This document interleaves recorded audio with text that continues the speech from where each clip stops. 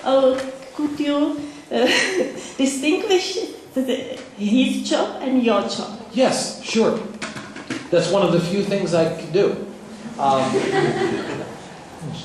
Jim, my older brother. It's older brother. Older brother. I'm great, but he's older. Jim is the president of the Arab American Institute, which is an organization that empowers Arab Americans, those already in elective office to feel that they have a network, and those who aspire to elective office and to voting, so to establish a network. Jim's expertise is on Middle East peace, but he's much, much more than that. He's one of the best social critics, I think, alive in the United States today. Jim is my hero as well as my brother, I have to tell you. In terms of Middle East peace, Jim is a moderate, and he and I actually work together. I'm on the board of directors of the Arab American Institute. Jim is a consultant. When we do polls in the Middle East, Jim works on most of those polls as both someone who helps design questions to be asked in the polls and someone who also offers analysis for our clients. My job is mainly as a pollster and as a speaker, now author, and my topics, my field is actually American history. And that's my area of expertise. I've been doing this now as a pollster for 25 years, and my work has taken me not only to 70 countries, but in the United States, small communities, small businesses, to IBM, General Electric, Microsoft, Cisco, the largest companies in the United States and in the world. Thank you very much. Can I have one small question? Could you explain me what is the differences between Arab and Muslims? Sure. Thank you. I am a Christian, although some would argue with that sometimes. But as most Arab Americans, I am a descendant of Catholics. Or no, I shouldn't say most. Christians. Although about 1/3 of Arab Americans are Catholic. But Arabic is defined as living in or being from any of the Arabic-speaking nations. So let's start west. Mauritania, Morocco, Algeria, don't worry, I'm not going to name all. But all the way across into the Levant, and then all the way over to Iraq and the Gulf. Does not include Turkey or Iran. Muslim countries, most Arabs in the Arab world are Muslim. About 92% are Muslim. About 8% are in fact Christian, especially in Egypt and Lebanon, Syria and Jordan. But one can be Muslim non-Arab.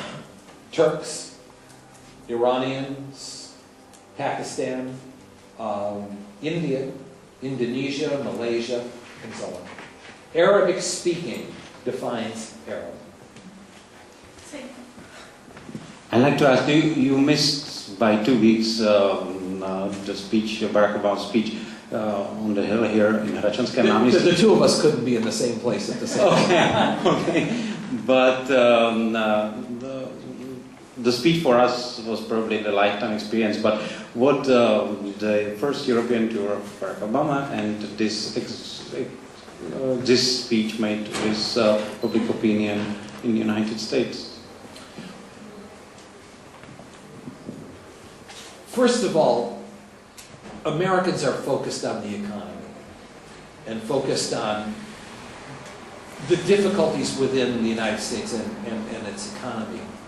By the same token, one of the things that I've learned over the many years of doing this is that people like their leaders to be larger than themselves. You know, Bill Clinton was the governor of Arkansas. Do you know that that was a 3 or 4 month job that paid $35,000 a year? But he became a leader on education reform, and health care reform and a president of the Governors Association. He was so much larger than Arkansas, so that when the legislature met in Arkansas, Clinton could come back and there was an aura about him. He's so much bigger than Little Rock, than Arkansas, that he had the political capital to push his legislation. When Americans see their president as a world leader, when they see not the world leaders saying, oh, get away from him, I don't want my picture taken with him. We had that a little while ago. And you see Sarkozy and Medvedev and King Abdullah, everybody trying to get in the picture as close to Obama as he possibly can. Then you know that your leader has something, very much like Jack Kennedy. Jack Kennedy came to Europe and just, baseball, he just hit a home run, you know. He was so much larger than the guy who just won the presidency by this many votes. It was huge. And the same thing with Obama. Interestingly, George W. Bush had it after 9/11 and squandered it and lost it. Barack Obama has it right now, and that enhances his position with Congress.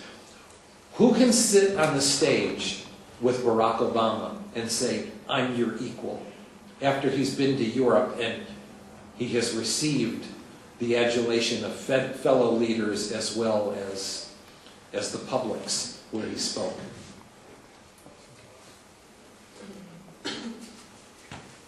You didn't mention